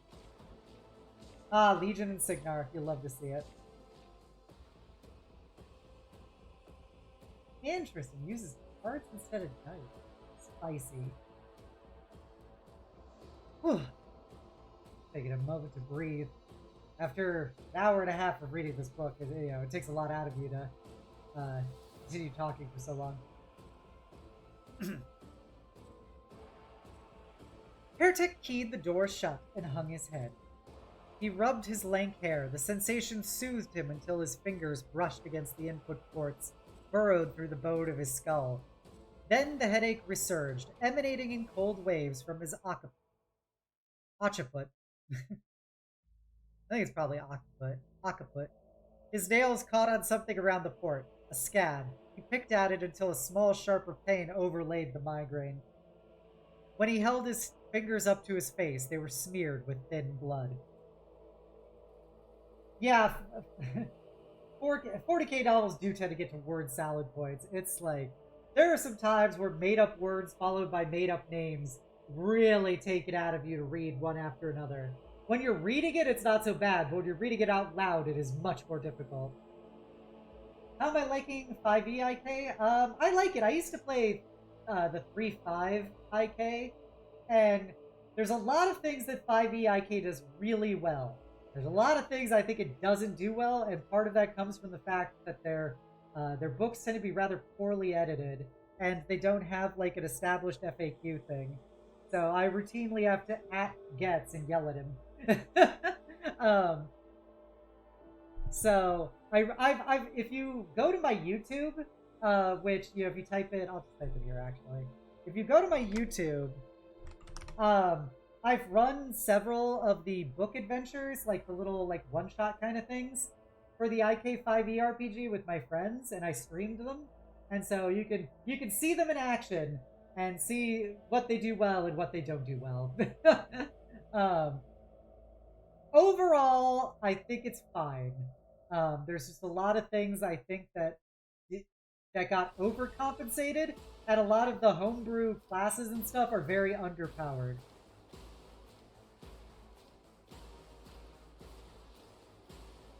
Yeah, you played it back in the 2D6 era? I gotcha.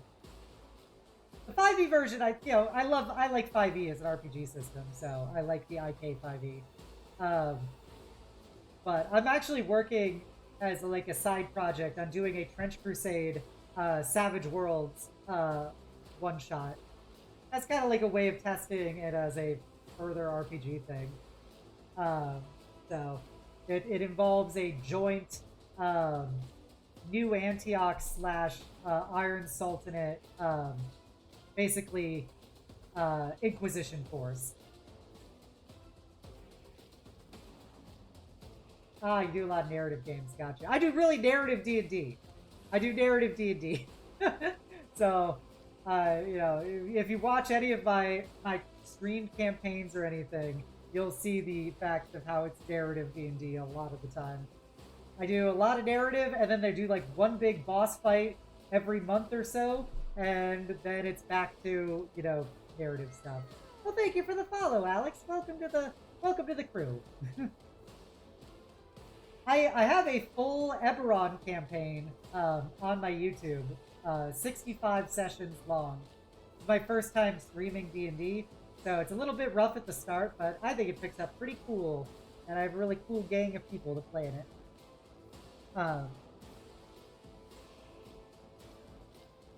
Back to the book. God of War, save me from peace, he murmured. He was drained mentally and physically. Controlling Nuntio Dolores was getting harder. The long bond between them should have made it easier as the machine spirit molded itself ever more to his imprint. And indeed it had once been so, but recently it felt as if the Titan was starting to fight him. Ah, you liked Eberron more of a Planescape guy back in the day? As a girl who played Planescape Torment as a child, Planescape has a very, very close place in my heart. My current campaign that I'm streaming, Nexus Forlorn Legacy, is actually a homebrew campaign in a homebrew setting that I wrote called Nexus that is kind of a 1930s Magitech world. I think it's pretty cool. And so you should definitely check it out.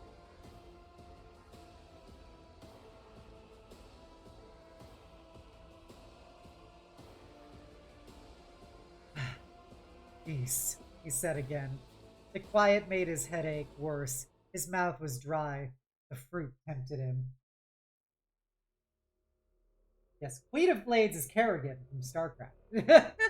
Lady of Pain is a very different lady. Abruptly, he tore at his uniform. His brass collar piece had come off first. The whole thing was cast in one part and sealed to the uniform, with bolts and strips of magnetic plastic. After a few seconds of angry yanking, he remembered himself, keyed the adhesion off, and fiddled with shaking hands at the release nuts until the cumbersome thing was free. The job of removal was difficult without aid, but the thought of anyone near him at that moment made him want to scream. He shook away an image of himself throttling the life from Kaysen. He lifted the command collar awkwardly over his head and dropped it carelessly onto the bed.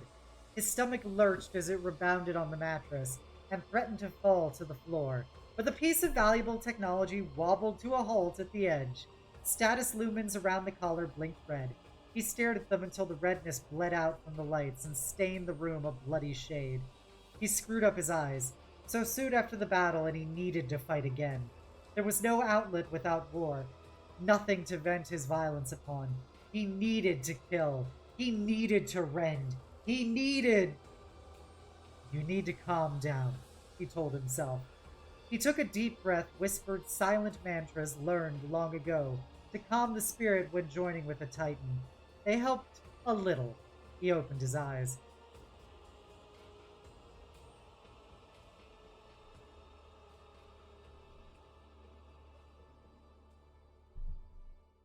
Sipping some water. Scribed around the collar's edge were the sacred marks of the god of war. Good luck, he had been told, especially for so martial an order as the Legio Volpa. So he had accepted their engraving as he had accepted so much else, without thought beyond a vicious amusement that it would offend the Emperor. Wondrous at first, the god's existence had become mundane. The galaxy was crammed with all manner of bizarre things. Gods did not seem so out of place. The marks crawled in his vision. The Emperor is a liar, they seemed to read, although in truth he did not understand what they said. That made him angrier still. The Legio had been outraged by the so-called master of mankind's duplicity, his lies about the nature of the warp and the existence of the creatures within. They had added their banners to the War Master's cause as soon as the truth was revealed to them by Vorjuk Krail. Fierce martial pride rose in his chest and a nervous energy suffused him, urging him to act immediately. He paced, stopped, started pacing again. From afar he thought he heard the sounding of brazen horns calling him to battle. No, he said, rest! He tore at his uniform again, tugging it from himself and strewing the heavy plasticized fabric across the floor.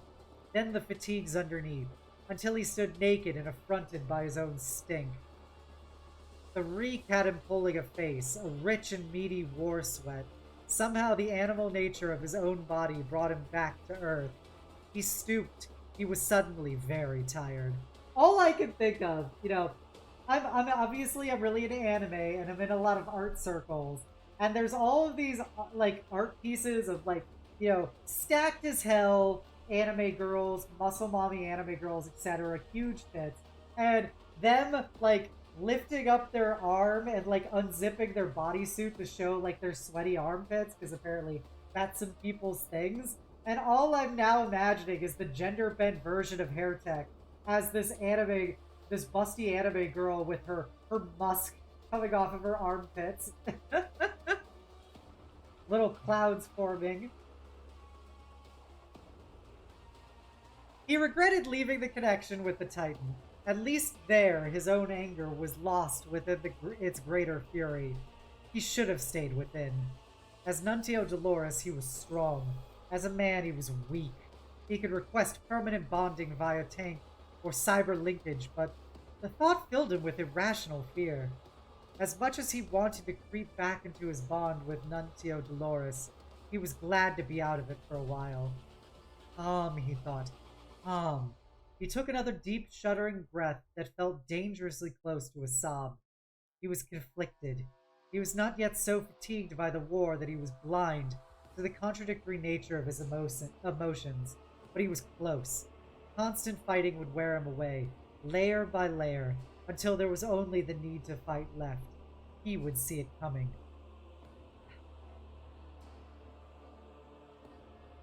Combat stim withdrawal, he told himself. The sticky mouth, the gritty eyes, the headache, and the mild hallucinations were all symptoms. He took the drugs as a matter of course.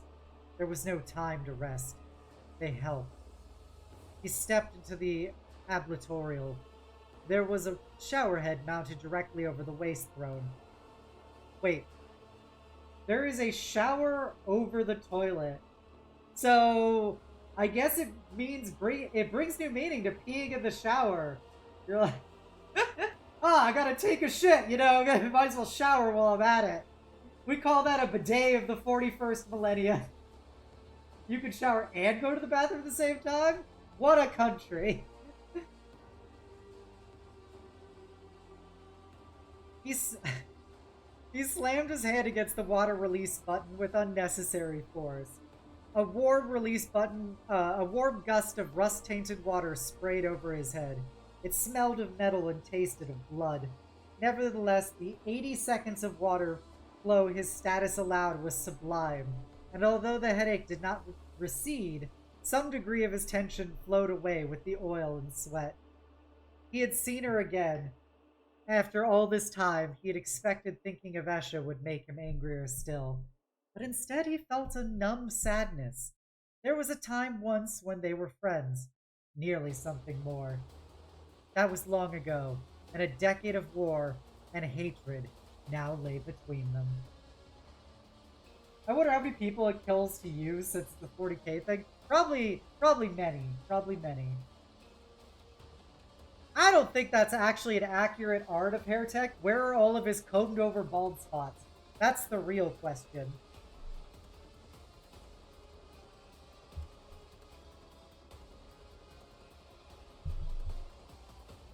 We're gonna do about 10 more minutes of reading, and then I'm gonna call it, so I can get ready to go to the gym and become a muscle mommy IRL. So,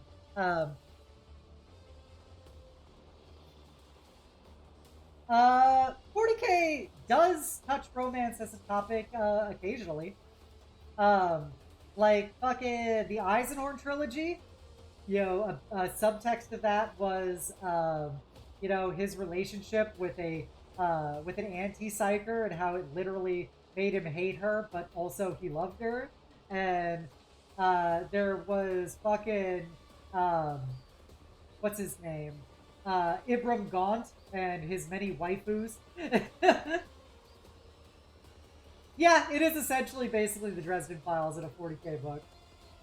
Yeah, the Eisenhorn and Ravenor books are great. Apparently a second of the Anna Beckwin books came out. I read the first one a while ago, which is the Eisenhorn v Ravenor books, but I never read the second. It was, in my defense, it was like fucking 6 years between books for the first and second Anna Beckwin. Rites of Battle, or Rites of Passage, I mean, is a fun book about the Navigator houses, which also has a non-binary Skitarii and a gay administratum clerk. Fun fact. But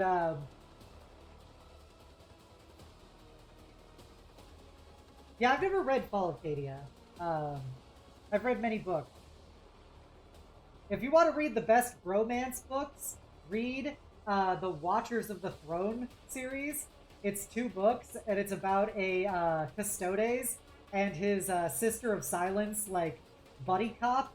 And yeah, it's about them, and it's funny because she is incredibly sarcastic and sassy, and he's too much of like a good guy Custodes to pick up on how much of a bitch she is to him constantly. But it also stars a chief secretary of the High Lords of Terra, so you get lots of fun like imperial politics, basically. Very good book series. Sarcastic Sister of Silence, though, is peak character design.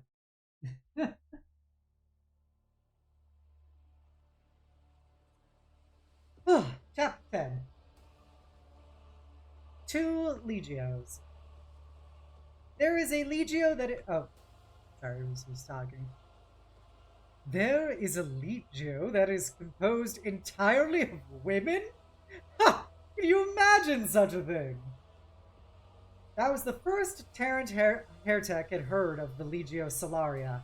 It had been Averna who told him, a Principe he respected well past the moment he had to kill her. Her loss was a shame, for she was an able warrior and a good friend, but she would not renounce her vows to the Emperor, and so she and her Titan had died under Nuntio Dolores' guns. Bloodlines, does somebody watch Blade Runner and put it in 48? That sounds actually pretty fucking awesome as a concept, to be honest.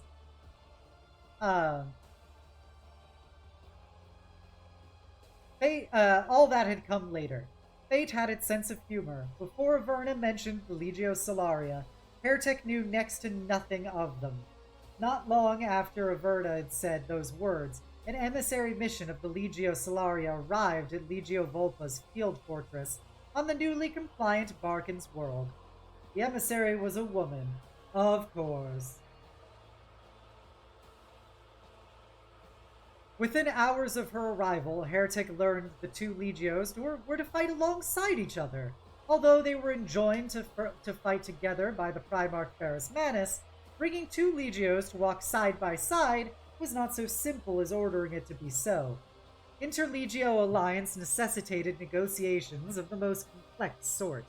There were days of quibbling, everything from orders of precedence in parade, seniority of command in mixed battle groups, priority of supply, and hierarchies in intermingled technoclades were up for negotiation. There was a pecking order in the Collegia Titanica. Militaris grade mattered less than an order's date of patent. Older generally trumped bigger, but the relative numbers of god machines and the size and power of a legio's warden domains were important too.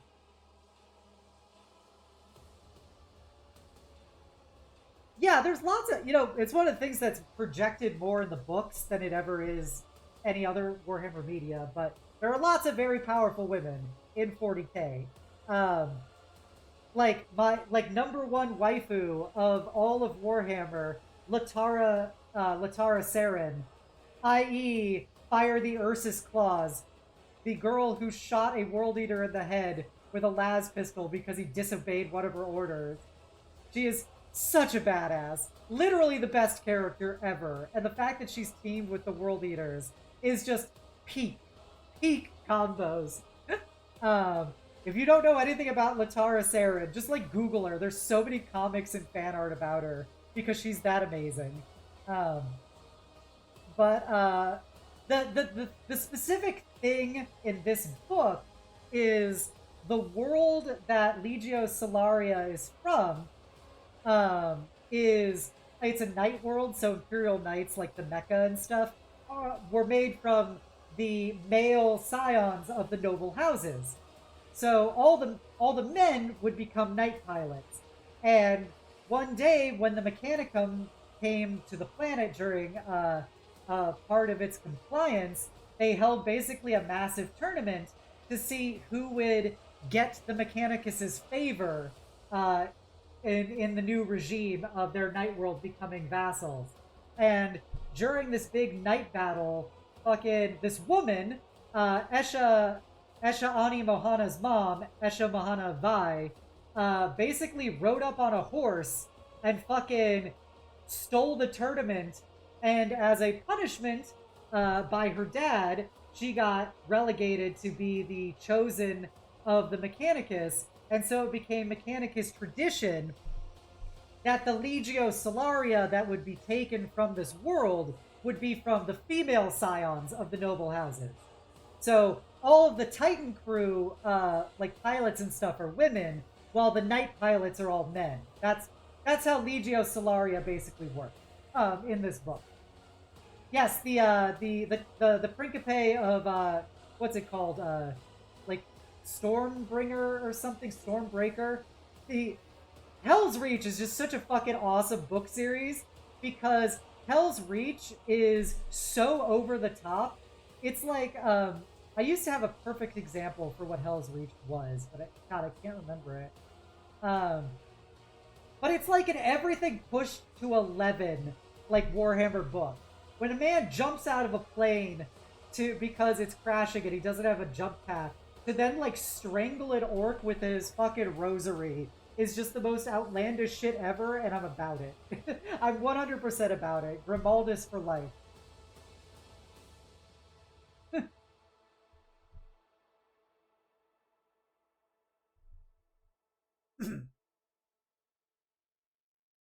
um, Sorry, I lost my page. I got on my little tangent about 40k women. Um, like everything the Martians did, the relative rank of one legio in regard to another was mind-numbingly complex, and despite the application of numerous algorithms, or maybe because of their opaqueness, so much of it was subjective.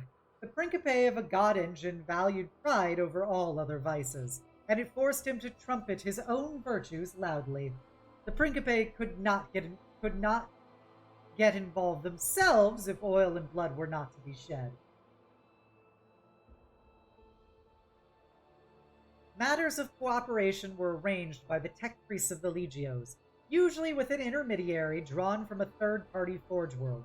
Unfortunately, Technis hierarchy was squared in complexity when two Forge worlds dealt with one another, and multiplied to the power of all egos involved there, where there were three. Talks were conducted and furiously paced behind closed doors. As in all matters, the Mechanicum was jealous of its secrets. The tech priests assiduously projected an air of unity for fear of revealing their internal fractions to the overlords of Terra. Nowhere was this compact of unity more important than when presenting their mightiest assets of war to outsiders. It was an unspoken rule adhered to by all factions, whether avowed worshippers of the Emperor as Omnissiah or deeply skeptical of the same. The Legio had to appear unified and ready to march to Mars's command.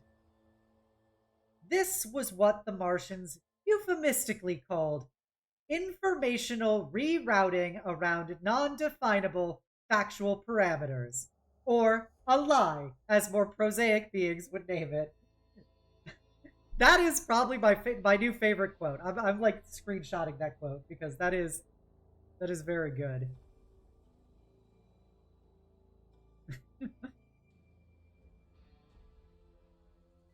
Therefore, very few people outside of the Mechanicum priesthood were permitted to see any of the ruthless horse trading that underpinned Legio alliances, and that included the Titan crews. For the Principe and Moderati, who were closer to humanity than the priests were, there was a feast. The Principe were foremost of martial order, so tales of victory and notable escapades were exchanged, delivered in the usual mode by specially modified cyber bards. Esha Ani Mohana had been in the delegation, and it was during the moment of exchange before the feast that Terrant Heretic first met her. Heretic spotted her as soon as she walked in. She stood out among the 30-strong cadre of Solaria Principe, like a candle in the dark. She had the bearing of an apex predator, lean and graceful, her killing power hidden by a languidness that he knew, as a killer himself, could be cast aside in the blinking of an eye. Her smiles flashed fangs. Death could come unexpectedly from a woman like that. She intrigued him. He was attracted to her immediately.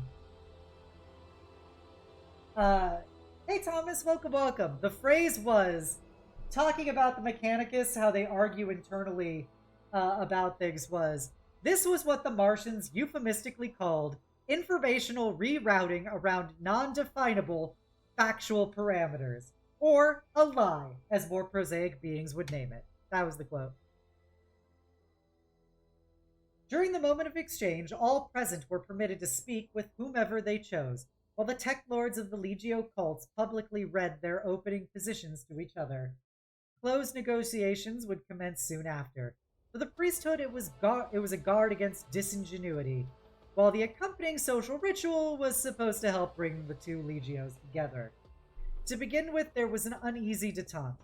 The Deathstalkers watched their guests suspiciously, the Imperial Hunters provoked them with secret smiles. Heretic was the boldest. He broke the silence, and marched up to Esha Ani Mohana. And with that, we're going to wrap up here for today. Their conversation will have to remain a secret for next time. Whew! It was a lot of reading. I hope you guys enjoyed it. We had some spicy things happen.